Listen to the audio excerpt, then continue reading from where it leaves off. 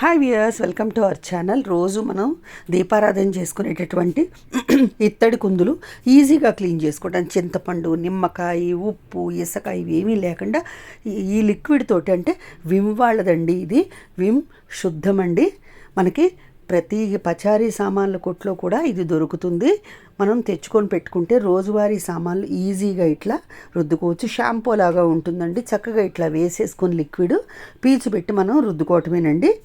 చూస్తున్నారా, జిడ్డు ఉన్నా లేదు మరకలు ఉన్నా అన్నీ కూడా నీట్గా క్లీన్ అయిపోతున్నాయండి. మీకు నేను చూపిస్తున్నాను. వాడేసిన కుందులండి ఇవి. దీపారాధన చేశాను నిన్న.